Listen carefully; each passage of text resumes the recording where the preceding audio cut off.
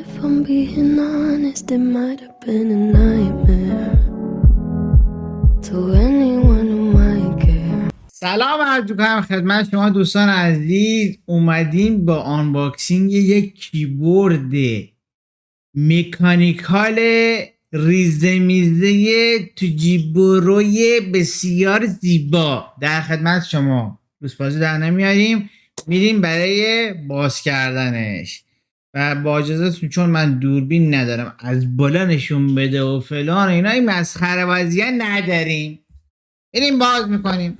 جعبش به این اندازه. خب ببینید داخلش چی نوشته. AJAZZ. ببینیم اگه درست خونده باشم. این کیبورد نامپد نداره. چی بود افتاد؟ آخ این شکل کیبورد به این حالت قرار گوشامونو پاره کنه در استریم، در ویدیوها. کلیک میکنی صدا رو بشنو. اصلا واویلا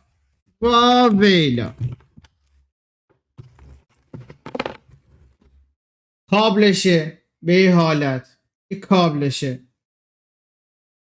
USB Type C میخوره و عرضم به حضورت که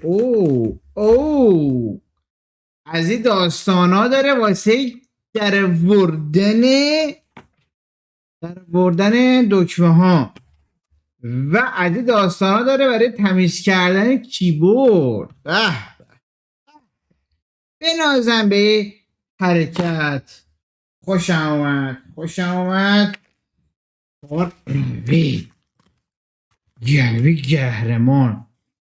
این در میاریم به این حالت، به این حالت در میاریم. کیبورد بکن ریزه میزه تو جیبورو، کوچیک خوشگل ناناز عالی. بریم ببینیم چطوری میشه داستان. خب اینجا بازش کنیم دیده چود بلکه پسندیده چود. وای کیبورد مید این چاینا. کیبورد چینیه دوستان، چین. راحتون تو کنم، این سفارش خارجه. همین که هست.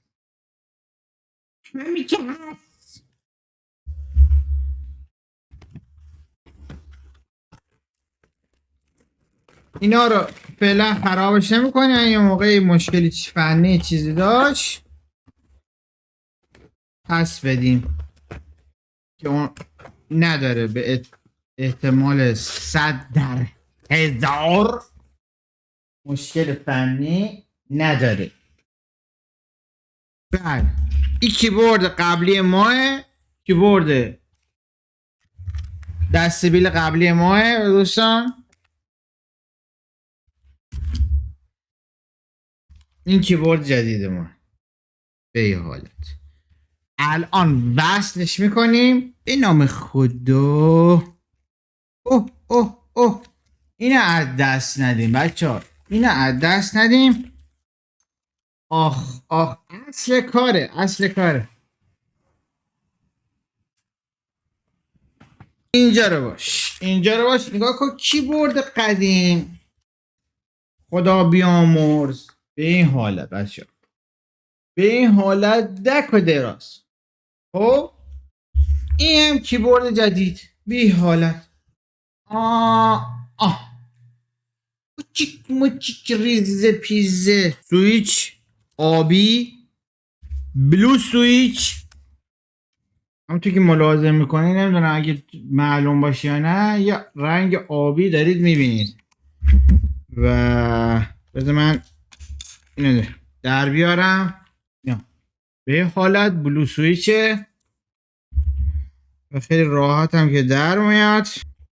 اخ چه صدایی داره لعنتی.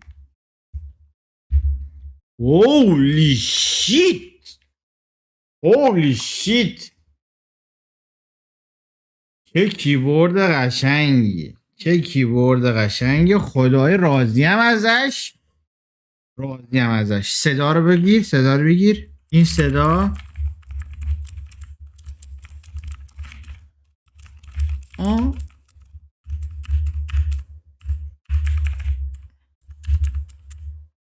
صدا تایپی.